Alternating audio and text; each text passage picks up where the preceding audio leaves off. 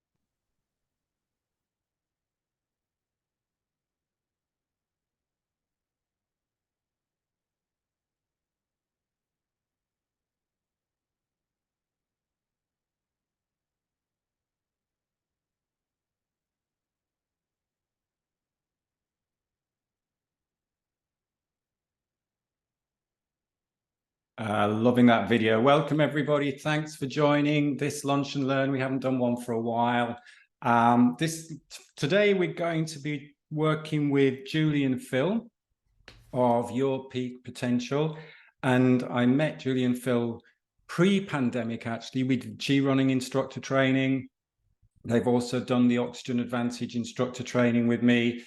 They're a great couple. It's a fantastic company.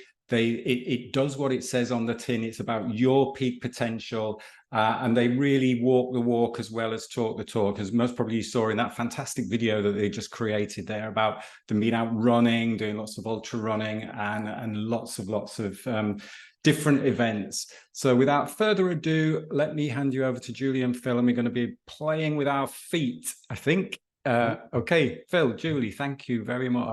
Hi everyone. Hello, so I'm Julie. I'm a Czech practitioner, so if you've never heard of that before, it basically means that I help people to find out what's causing pain, discomfort, injury, so that they can not only treat the symptoms, they can actually learn how they can fix and prevent issues for themselves by improving how their body functions through corrective exercise.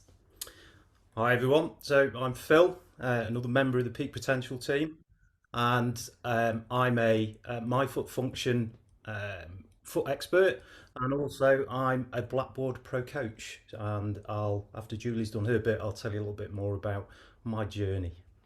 Okay, so obviously we're here to talk about foot function.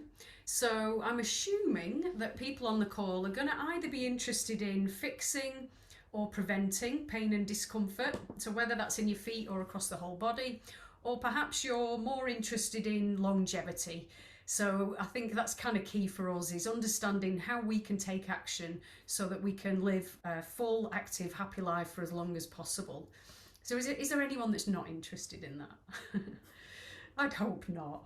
So what I want to show you, or what we want to show you, is that fixing your feet is very likely a crucial but missing step in your longevity strategy. So a funny story to start. When I did my Czech training, they didn't really cover the foot and the lower leg at the time. And Phil, being a keen chi running instructor, was getting really interested in how people's feet was impacting how they ran.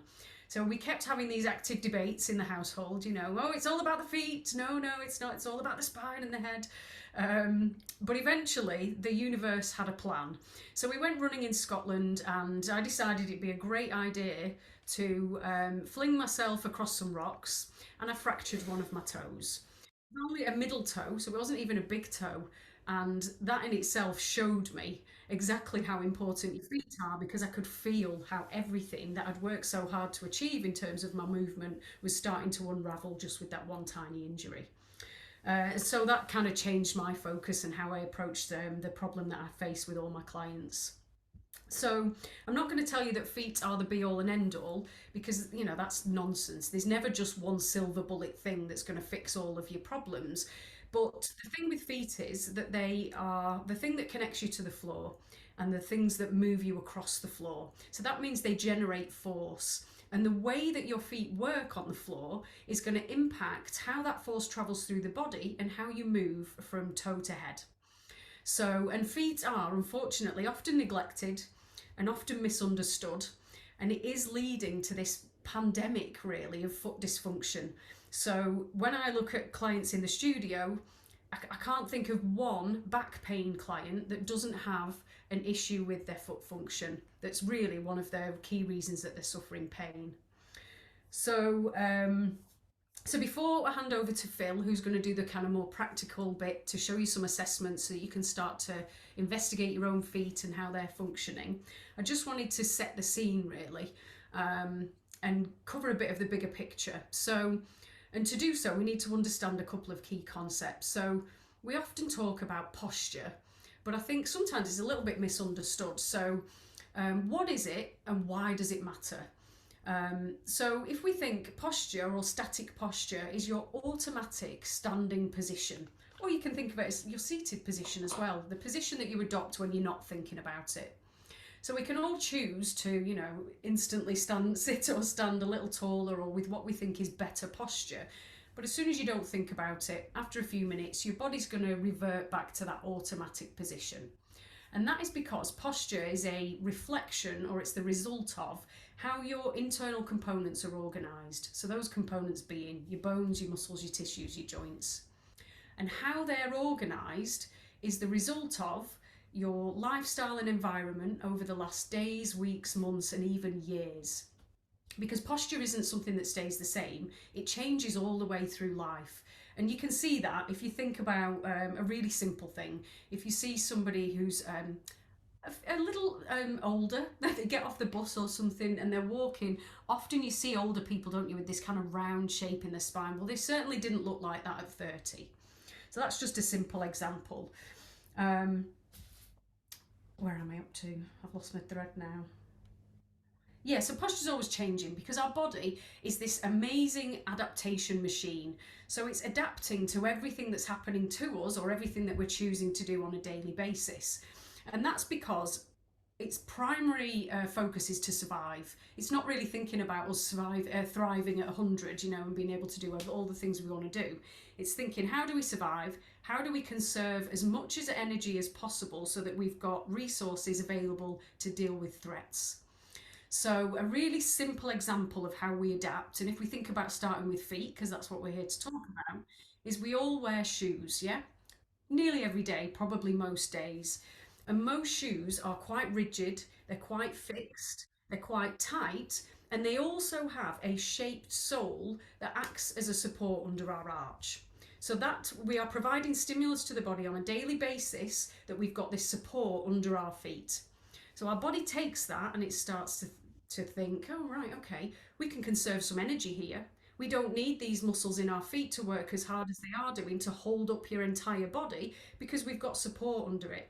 So those muscles start to get a bit weaker, they may even start to atrophy, and eventually then when you stop wearing your shoe, you've lost the ability to have that arch in its natural shape, and you might start to roll onto your inner edge of your foot. So that is a physical change that has happened to those components within your foot. And that's just one example of how this happens. So then we can use this as a little example. So if we stand up, get out of the way. And if you have got shoes on, if you can slip them off quite quickly. Cut my head off, darling. Oh, sorry. And then feel, you want to have your feet facing forwards, hip or shoulder distance. And you want your toes facing 12 o'clock and your heels at 6 o'clock roughly. And then just make sure that you've centered your weight, as I'm sure you're often doing in the movement classes with Grace, so that you've got equal weight over heels and toes. Okay, so then we're going to start to roll your feet so that you roll your weight onto the outer edge of your feet, and then nice and slowly into the middle and into the inner edge of your feet. So move nice and slowly and pause then on the inner edge of your feet. So your outer toes might start to lift off the floor. And then just noticing that when we roll onto the inner edge of your feet, that doesn't stay at your feet. So can you feel how your ankle has maybe shifted? And then you might start to feel that your knees are feeling a bit of pressure, or you might notice that your knees are starting to point inwards.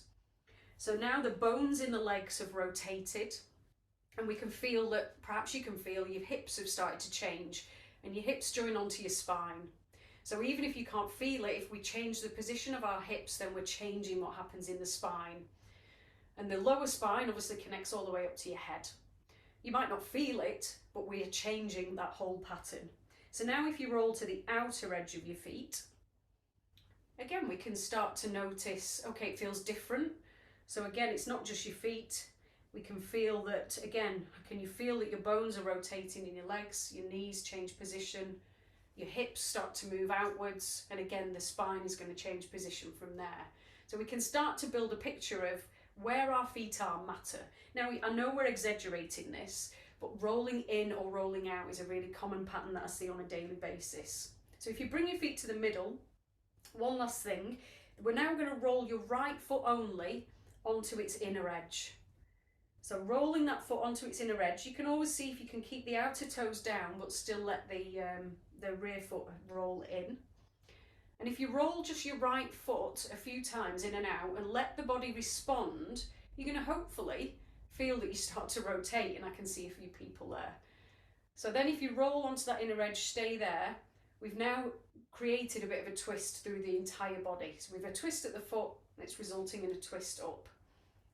Now if you let your opposite foot, your left foot, just slightly roll out onto its outer edge, and we can feel how we start to reinforce that twist. Now, again, like I said, we are exaggerating this, but this is a common pattern that I see on patients day in, day out. But what we haven't spoken about is that we don't stay static, do we? Posture's just one aspect of our kinetic chain. It's the start point for how we move. So if we've got compensations in our posture, then we take those into our movement. So then when we start to walk, we're going to walk with more of a twist one way than the other. We're going to walk with our joints misaligned. So what do compensations create? Well, they create wear and tear. And specifically, they create wear and tear, increased wear and tear in segments of the body.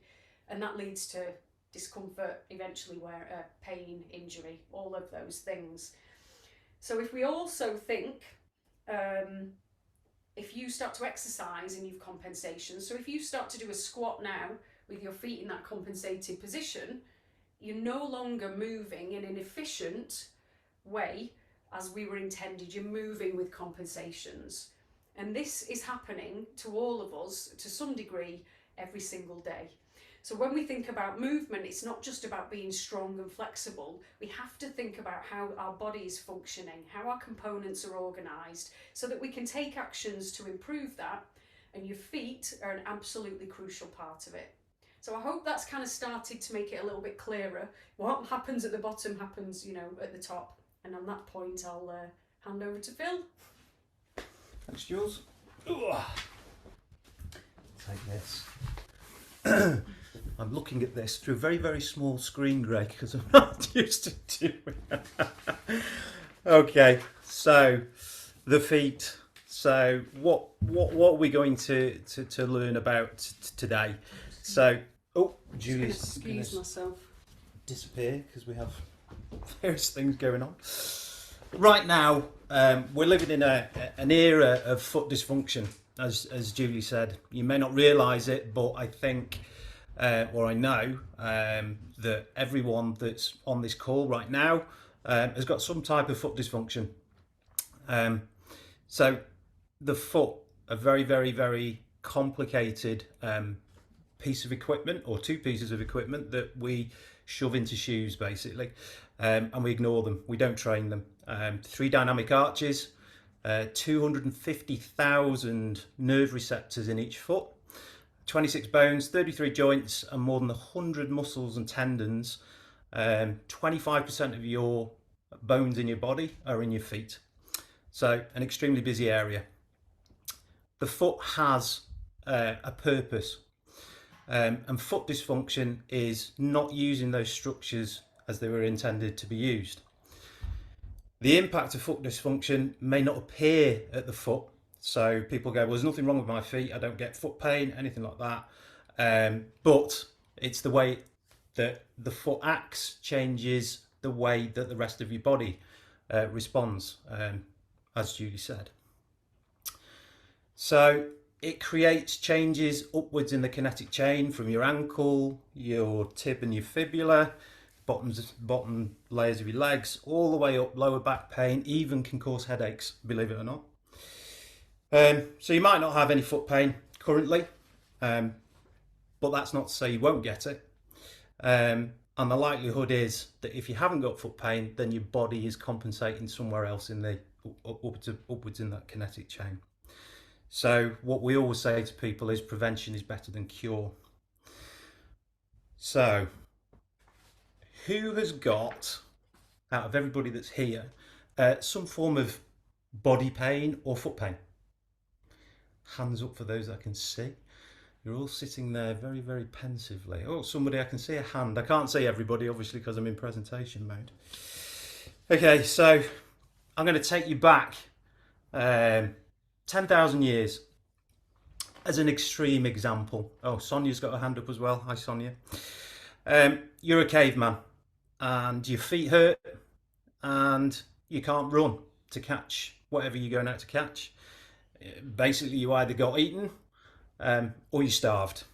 And people are shocked when they come into the clinic to see me or they see Julie and they say, I woke up this morning and my feet hurt, and they won't stop hurting.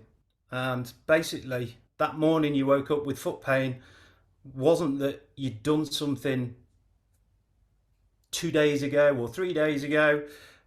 It's basically years and years and years of abuse of the feet, putting them into very tight shoes, and it's your body basically putting that warning light on, a bit like being in a car when your oil light goes off, ignore it at your peril. So it applies not just to the feet but everywhere in the body. So what's the primary role that our feet play? And that's a question to everybody. I don't know whether anybody wants to have a go. What's our primary role that our feet play? Deathly silence. I love deathly silence. Feel free to pop anything in the chat, and I can read it out to Phil as well if you have any questions in the chat. Any responses, Gray? Oh, there we go. Help us to move. Helps us to move, okay. Helps us to stand. Stand, okay. Anything else? Keeps us alive. Keeps us alive. Our feet keep us alive. Yeah, well, they help us move, certainly, and they help us get to the shops, as it were. Our feet are sensors, much the same as our hands. And they provide feedback from the ground upwards. Those 250,000 nerve receptors on the bottom of each foot is sending backwards and forwards to your brain, where am I in space? And how the rest of your body responds to those signals is extremely important. And for the runners that have been on various courses, it's called proprioception, the ability to be able to work out where you are in space. If your feet aren't functioning correctly, or something's stopping those signals, everything gets distorted and things stop working and they start going into atrophy, and ligaments start stopping to work, tendons start stopping to work. You you tend to start to drop, whether it be an arch or whether it be your ankle. Yeah, so you start getting faulty movement patterns up and down the chain, and a lot of those faulty movement patterns that we see, in our opinion, are caused by predominantly the foot. I mean, I saw 4 patients yesterday and everything was centered around the foot. As soon as we started to manipulate the foot into the right position, upwards in the chain became a lot easier and straighter. So I'm not going to harp on because I did promise Gray to make this fun. So if everybody can stand up, and I'm going to stand up as well, and I hope you can see what's going on. In fact, I will move this down on the floor so you can see what's going on. So you don't need to see the rest of what's going on upstairs. So what I'd like everybody to do, is that okay, Gray? Can you see my feet? Yes, can see the feet up to just above your knees. Oh, lovely, great stuff. Okay, so as long as everybody's got enough space, if we just jog on the spot. And then what I want you to do, when I say stop, I'd like you to stop in a static position. And stop. And then what I'd like you to do is have a look down at your feet. So if I get a little bit closer. So, did your feet land straight forward?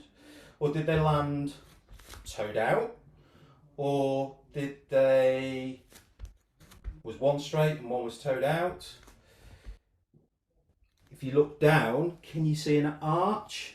I can see an arch. It's difficult in this light. Can you see an arch? Or has your foot dropped and is it flat on the ground? Also look at your toes. Are your toes straight forward or are they pointing inwards towards your other toes? So are they like this? I don't know whether you can see that. So are they pointing away from the direction that you should be forward? And have you got gaps in between your toes? So if you look down at your toes, have you got gaps in between your toes? And sometimes, okay, it's a static test that we do, but it shows us a good indication of whether people have got shoe restrictions, so wearing tight shoes. So we're going to have a little bit of fun now. So what we're going to do is, first of all, we're going to start by lifting our toes. Oops, I've stood on something. We're going to start by lifting our toes off the ground. So we're going to lift all our toes, if you can, off the ground. Okay. And you may notice when you lift your toes off the ground that your arch gets bigger. So I don't know whether you can see in this light, but when I lift my toes, my arch increases. And when I drop my toes down, my arch flattens. And this is, especially if you're a runner, but more importantly when we're walking, is something called the windlass mechanism. And the windlass mechanism sits here, underneath. And basically, when you put your toe into extension, so if I pull my toe upwards, that's big toe extension. What happens when that toe goes into extension is the plantar fascia is stretched, and this is where you get your toe off when you move forward. Again, it's really important about big toe extension, and we'll cover that quite quickly later on, but hopefully Gray and I are going to do a bigger workshop on this, so because there's a lot to cram in. So we'll go back to our toes again. So toes down on the floor first of all, and we're going to lift our big toes. And then what I want to do is see if you can put your 2 big toes down on the ground and keep your other toes up in the air.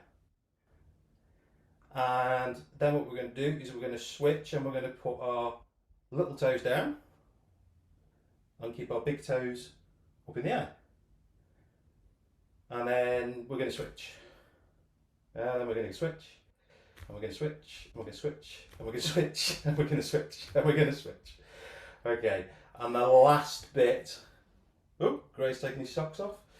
Yeah, it does help if you can take your socks off on this one, because socks are very restrictive unless you wear toe socks.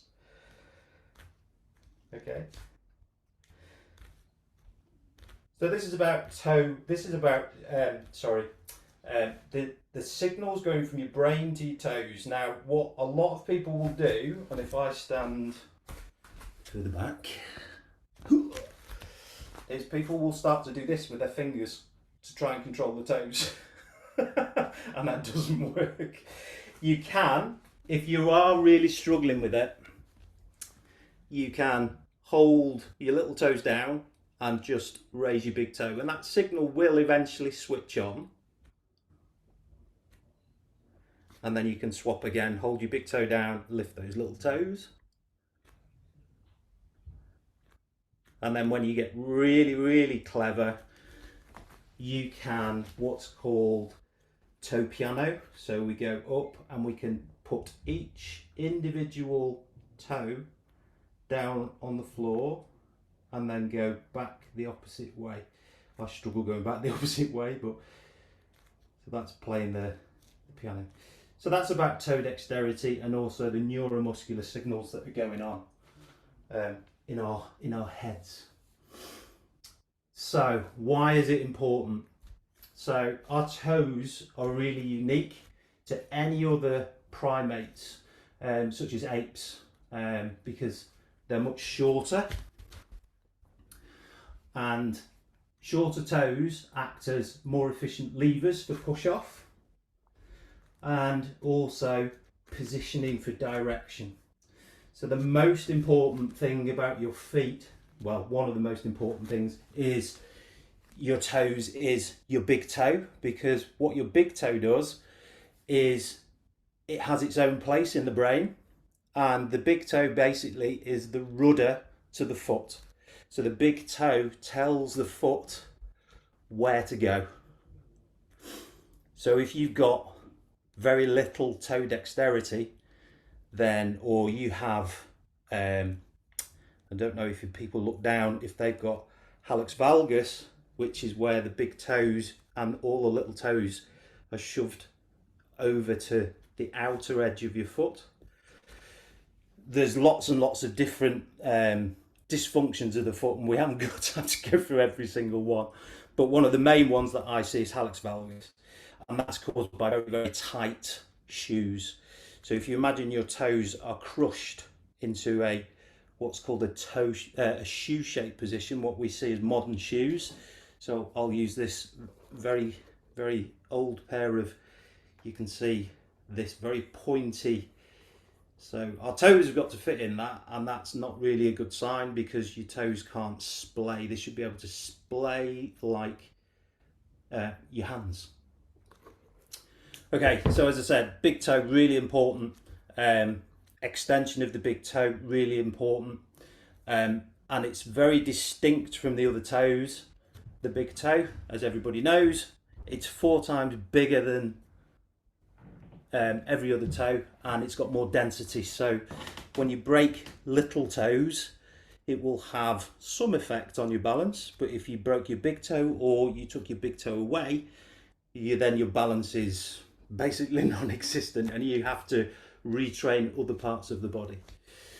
So it's really important. Static and dynamic posture, all movement is positioned from the big toe. So 85% of your balance comes from your big toe, and as we spend most of our time in a one-footed position, or a hop, or a jump, when we're running and walking, we're always on one foot. So really important. Basically, our toes need to be able to grip. So grip and see and feel uneven surfaces. Also, they need, for walking and running, our toes need to become straight and rigid levers so that we can get that windlass effect to be created. And as if you look at a baby's foot, the widest part of the foot is at the toes, and we choose to squeeze them in. Okay, so I'm going to run through 2 screens that we use out of the 22 screens. So we're going to stay on the stood up for the time being, and then what I'd like you to do, this one is going to assess how much range of mobility in your big toe or your big toe joint that you've got. So if you stand with enough room to kneel down, hip width apart, and let's see if I can do this, and I'll have to do it backwards so that you can see what's going on. So hip width apart, and we're going to kneel down on our toes so that our toes are bent. If I do it from the side, you'll probably see it better. Okay, and then we're gonna sit back right on our heels if you can. If you can't, then that's okay.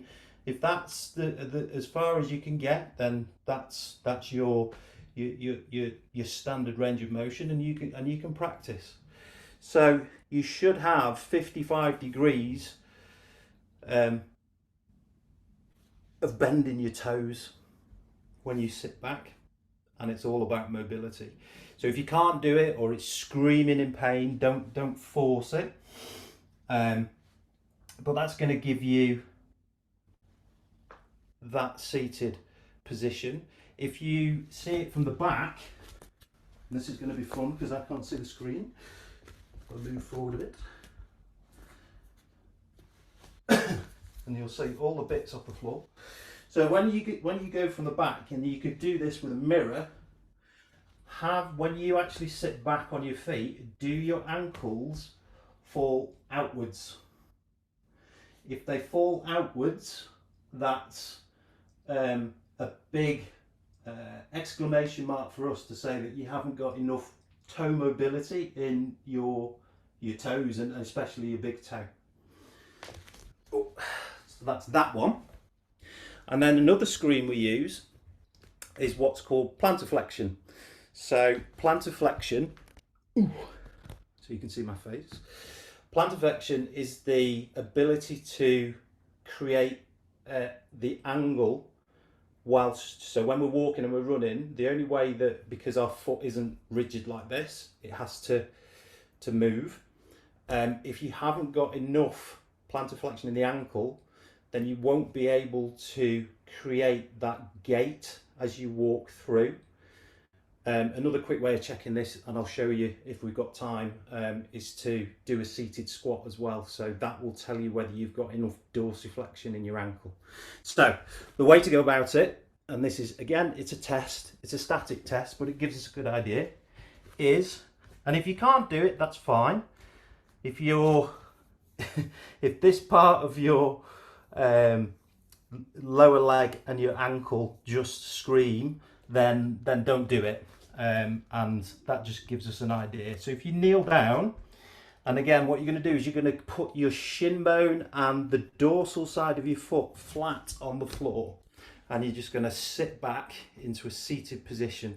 Now you may find, yeah, I can get back, but I can stand about 2 seconds of it. It feels like all the bottom's blowing up, and that's just a sign that, you know, you need to do some more work on dorsiflexion of the ankle. So there are 2 screens that we do. How was that for everybody? Challenging? I think Gray's collapsed.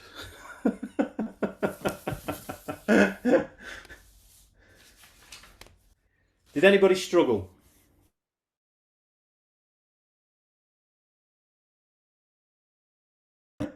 I think there was a few hands going up there. I did.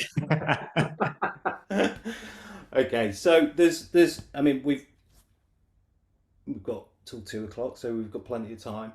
There are various ways that you can, I mean, they're just 2 that we use to show people that the foot is really important.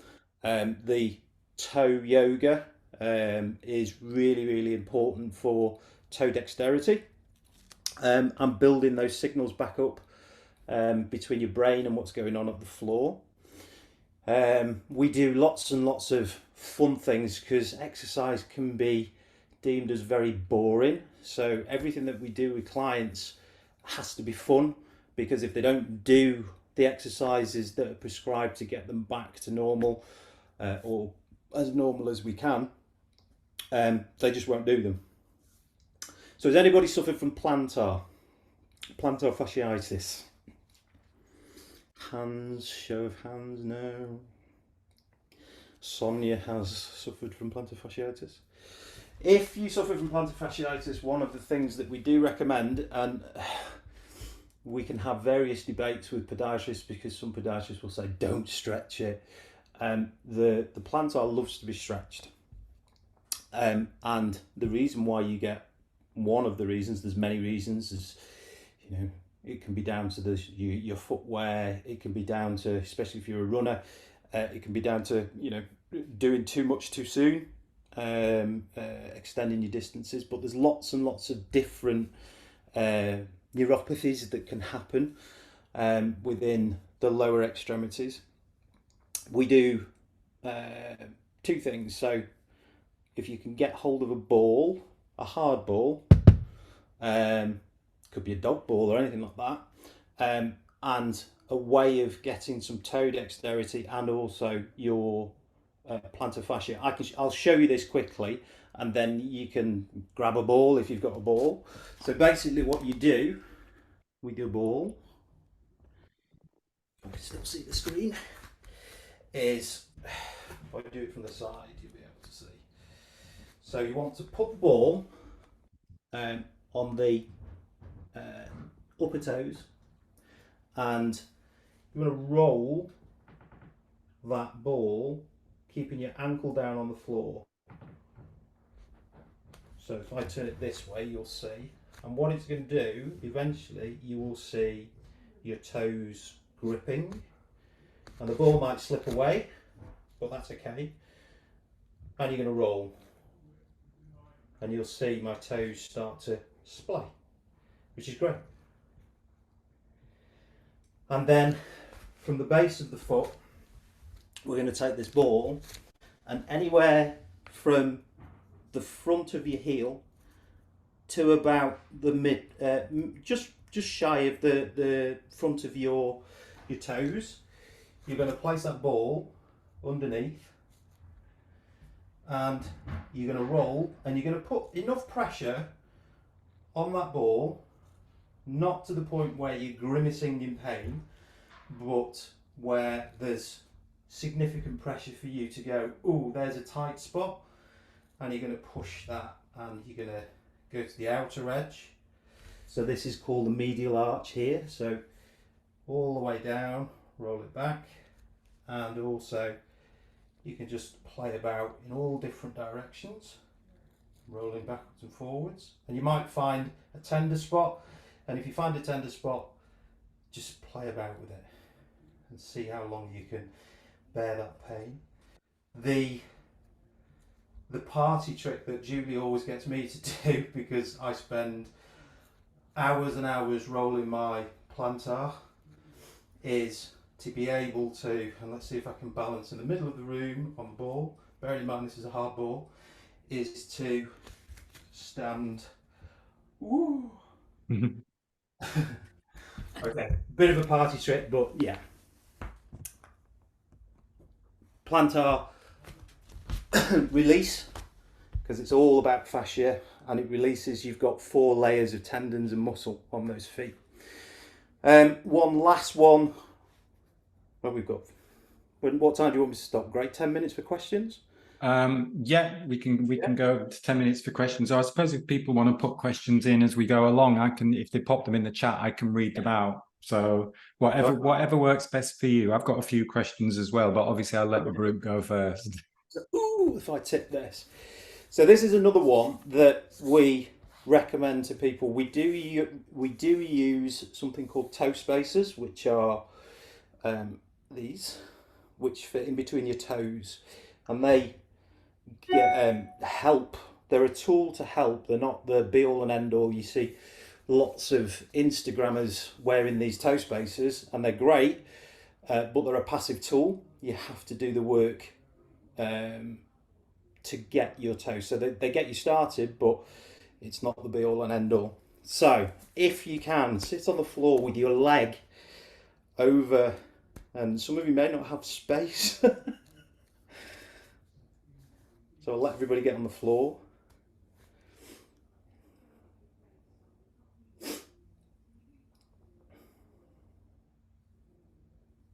Okay, everybody's on the floor, everybody's got a fit.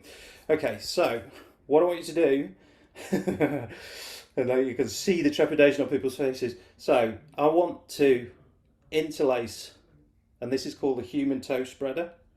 So you may only be able to, get your fingertips in between your toes. And if it's not sore, if it's quite challenging or it's painful, that's basically foot restriction based on putting our feet into very restrictive shoes, because our toes should be able to spread like the human hand. So if you can, that's great. And over time you can work so you're able to grip your foot, and then just play about. And again, it's not necessary at the beginning to get all these fingers interlaced into your feet, because it might be quite painful. And just play about with movement. You're not going to break anything.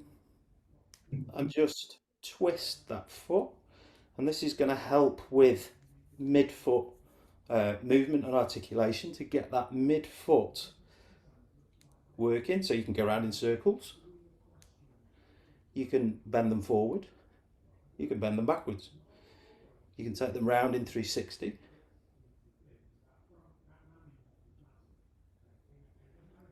Yeah. You can take them laterally down. Okay. And eventually, once you've done that for a couple of minutes, I'm going to prove a point. So if you now take your fingers out and sit back, you should be able to, says he, splay your toes. Don't know whether you can see those spaces. Okay, so if you do that, maybe, I don't know, it depends on what you want to do with your foot. If you want better feet, then I would say I generally do these every day just to get some movement. You can also grab your big toe while you're down there, give it a pull, give it a twist, and gently at the start of this, but as you get used to it, and you might hear some pops and clicks, you can take it outwards, bend it into flexion. You can pull it up into extension, and then go to the next toe and pull, twist. It's a bit like that old game in the 70s, Bop It, Pop It, I think it was called. Except without the twist, the clicks and the pops. And the clicks and the pops are fine. You've not broken your toe. It's just decompressing the toe joints. And then go to your next one, and your next one, and your next one. Okay, so fun things to do. A lot of people go, I don't want to touch my feet because they smell. The only reason that your feet smell is that they live in little tiny houses that they're not supposed to live in. Some quick and simple exercises we can show you maybe in another workshop if Gray decides that he wants to take it further. But they're just some quick simple things that you can do to start your foot health journey. Brill, we have some questions. Are you happy to answer some questions? Yeah, we'll try. Or we have a comment, an interesting comment from Melanie to start off with. Oh, it just moved. Where's it gone? Melanie uses an apple as a ball. Don't think you'd be able to Just stand put, on an just put apple. after that, better wash it before I eat it. Squash an apple. Surely you'd squash an apple. Yeah. Thanks, Melanie. Rachel, would love any advice on Achilles issues? As a fitness instructor, I need to be on my feet a lot.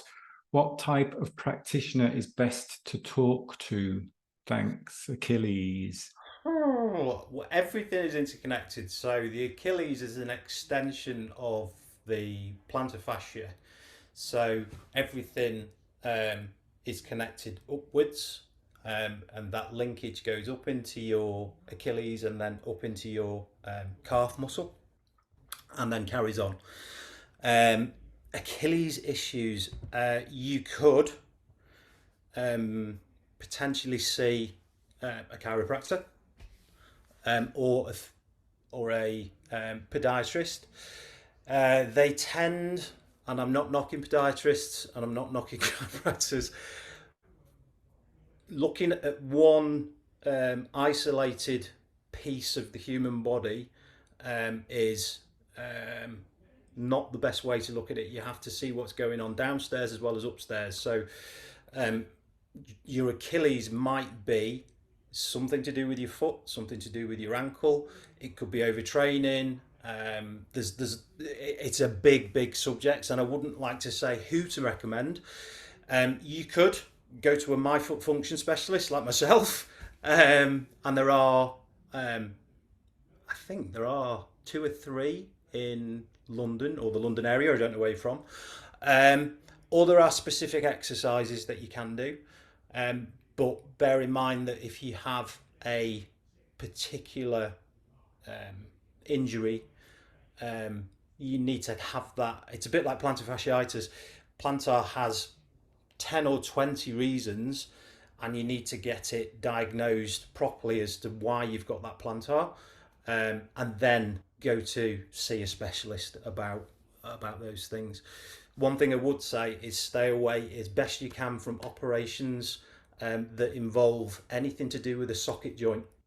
So knees, shoulders, because once you start playing about with those socket joints, they're never the same again. And I'm not saying don't have an operation, but be wary that there are alternatives that might help. Cool. Thank you. Hope that answers your question to a certain point there. Dave asked, do you have any advice for dealing with Morton's neuroma? Ooh, Morton's neuroma. So Morton's neuroma is caused by the nerve endings in your toes being crushed. And I'm not going to give medical advice because I've not seen you. But I would say if you can wear toe socks, and I haven't got some toe socks, to give your toes enough room to splay, maybe some soft cushioned shoes, and again, we're big advocates of being zero drop and barefoot, but in some instances you need to be able to just give your toes that kind of space. So there are different variations of Morton's, but generally it's the crushing of the toes and the nerve endings getting highly sensitized. So barefoot if you can, and maybe very, very gently opening up your space in between your toes. Brilliant. Thanks for the question, Dave. Beverly's asking, here's a good question. What are the best trail running shoes? Oh, How long have you got? Yeah, I mean, nobody can tell you what the best shoe is for you. You need to, everybody's different. You know, there is no one size fits all. Like we've said, we love barefoot shoes, and that's all I run in is a barefoot trainer. I use a Zero XERO because they've got slightly better grip, but it doesn't work for everyone. And it depends where you are in your journey. If you want to transition to a barefoot shoe, I'm sure Phil's already said, then it's a process, the same as anything. And it's a process. I mean, trail running. I mean, we do trail running, we do mountain running. We've conditioned our feet over a number of years to be able to run in non-cushion shoes. And as Julie said, it's not for everybody, but a gradual progress is the key. I can say some, ultras are a good trail shoe, but the main thing is go and try different ones on and see. There's a lot of companies now that are offering 100-day trial, so you can go out and get mud in if you don't like them or they start causing issues. We're unfortunately, even with clients, we don't sort of say, oh, this is the best this or this is the best that, because if you go out and you get injured in them, you're going to point the finger at us. Oh, you recommended me this and I got injured. So have a look around. There are lots and lots. Ultra are very wide, so if you've got very wide feet, they've got a very wide toe box. I've had experiences of Ultra. From my perspective, I don't like them because they're too cushioned, but I mean, everybody's different. So my only advice is go and try some on. And I think we need to move away from this idea that a shoe is going to fix everything, because it really isn't. It's your feet inside the shoe that matter. It's the function of how you're moving that really matters. Once, and don't get me wrong, you don't have to be perfect. As long as you're making those incremental improvements and you're working on it, that's all that anybody can do. So we can massively reduce the chance of getting pain and niggles and injuries, but we can't prevent them completely because we all live in the world. We're all dealing with all this stuff and we can't control everything, can we? So I mean, the main one for me, if it helps, is I spent years and years in conventional trainers with insoles. Which is great because you put everything into the way that it puts your foot into a passive position to stop you getting hip pain, pelvis pain, lower back pain, but it's a very passive state. So it's one of those decisions that I made to not have to rely on something. And it's taken me years and years to build my arch, to build my toe dexterity, to build the mobility and flexibility that my foot needs to get that to that state. An arch is at its strongest when it's loaded from the top. If you load it from the bottom, it will collapse. Very good point. And as you say, I think the key point you're putting across there, Phil, is it's work. You have to strengthen your feet. I remember seeing, it was only a few months back, there was I think it was the cover of Men's Health, and it was like, guess what? You have to strengthen your feet. And it's like, I mean, people only just realize that. It's like, yeah, it obviously makes a lot of sense. And it's a new movement. I mean, it's been around for maybe 7 or 8 years now, and it's gaining momentum. And as anything gathers momentum, you do get people out there that go, wear this and it will solve your, this problem, or wear it's the silver bullet. There is no silver bullet in anything, whether it's strength work, whether it's, building muscle, whether it's building foot strength, arches, whatever. Buying a contraption off eBay or the internet is the silver bullet, because it will work for a time. It's orthotics have their place, and we're not saying don't wear them, so please don't go out and throw your orthotics in the bin. But what we're saying is, it's a bit like if you broke your arm, you wouldn't wear a plaster for the rest of your life on your arm. And the same with shoes. We're not saying don't wear this or don't wear that. Just think about what's going on your feet. Let your feet breathe. Be barefoot when you're in the house. People say, oh, I'm going to get cold feet. You're not, because if your toes can move, you can get that blood flowing and you won't get cold feet. It's a huge industry that's growing by pace, and it's just one of those things in nature. If you use a tool, that's great, and we use lots and lots of tools to get people to where they need to be, but at the same time giving them time and the journey space to allow their feet to develop. and also upwards. Julie works then upwards of the chain to make sure that they're developing the right postural movements to be able to perform on how, you know, we're unpicking years and years and years of abuse and movement patterns. So it's a difficult subject, and also so complex and interesting that once you get into it, it's an amazing journey.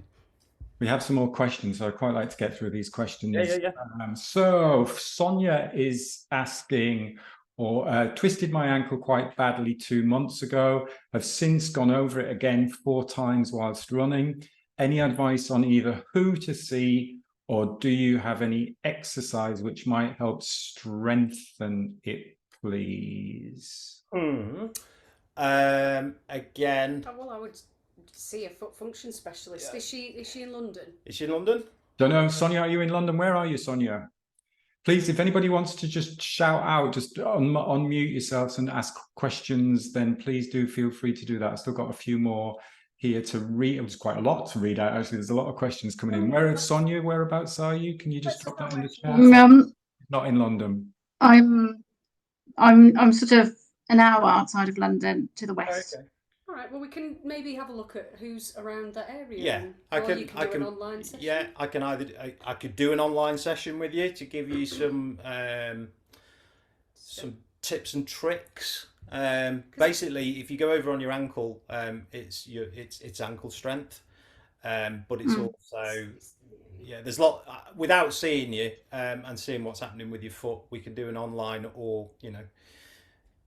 I'm not trying to sell my wares, but at the same time I am, I suppose. Or I can put you in contact with a foot function specialist that's done the similar training to me, so they will set you and prescribe you a set of movement.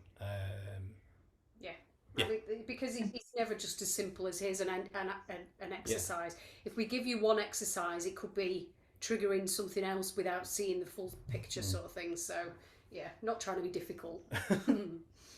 Thank you. That's okay. Here's a couple of interesting ones. So Melanie says, I love the interlinking fingers in between toes, felt really nice. But then Robert is saying, I have a warning. I think that's right. Yeah, warning manual foot spacing. I'd be interested to hear what Robert's warning is, manual foot spacing. Can you hear me? Yeah, we can hear you. We can see you. It's very dark up there in Scotland, Robert. There you go. Look. I don't know if you see that. I can't see it. We can't see it. Go again. It's. Oh right. Sorry, I was doing exactly what you were doing there, and I've got little pudgy fat fingers, so I was through, and I kind of pulled it out, and of course my nail slit the top of my finger. So. Oh no! Oh. What, just now? Not this now, no. Oh, right. No, I've taken the bandage off now. There was a plaster on it for a while. It's quite deep. It's just the edge of the nail took the. Oh, dear.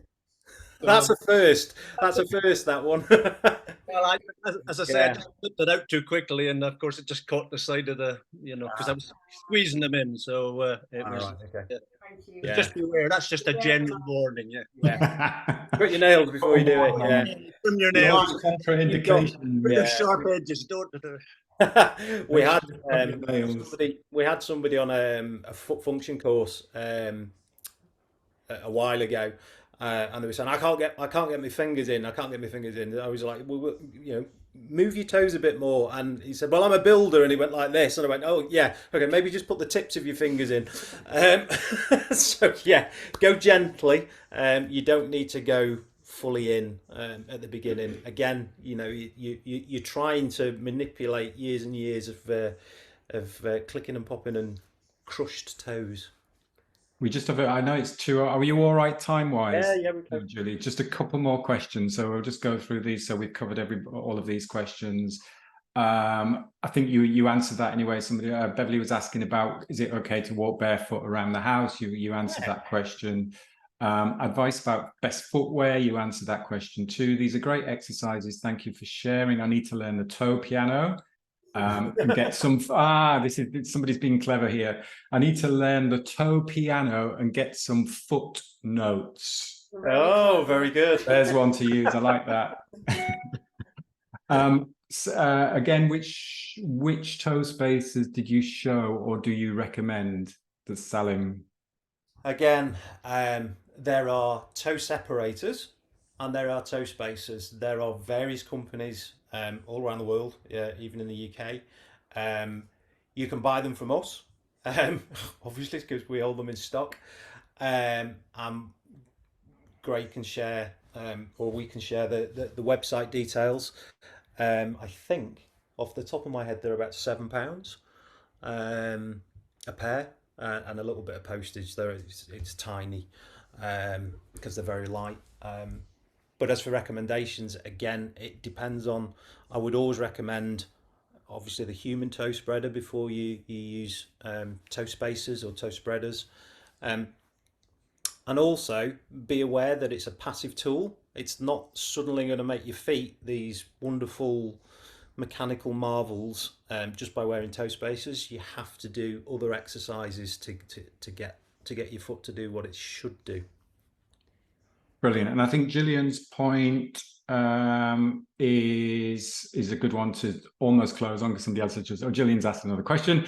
It's good to even just increase awareness of feet, and we'll definitely keep working on strength and flexibility. So it's that combination of the two, isn't it? Because the foot can be over strong, so that can be another reason why you can have ankle issues and things. So it's that balance of strength and flexibility. Yep. Can we get info on blackboards too? So I'm just going to pop Phil and Julie's website in the chat there, which is yourpeakpotential.co.uk. So there's the link there. What's the best email if anybody wants to contact you on email? Is hello@yourpeakpotential.co.uk. Yeah, brilliant. As for Blackboard, we are just about to do a deal with Blackboard because they're based in Germany. Because it's so expensive to get anything from Europe into the UK, we are looking to become a distributor for Blackboard in the UK. And at the same time, we will hold stock in the UK, so you can buy them direct from us, which will be a lot cheaper than paying customs duties and things like that. And also we can do courses within Blackboard as well. So how to use the basics of a Blackboard, etc. That's brilliant. And I'm very interested in learning from that as well.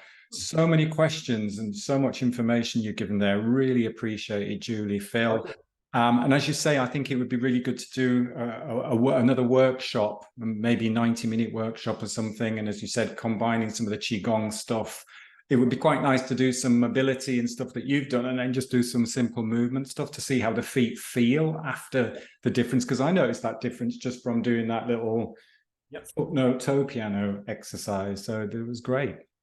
And again, it's all very much around feeling and noticing what your body's doing, and being aware of what your body's doing.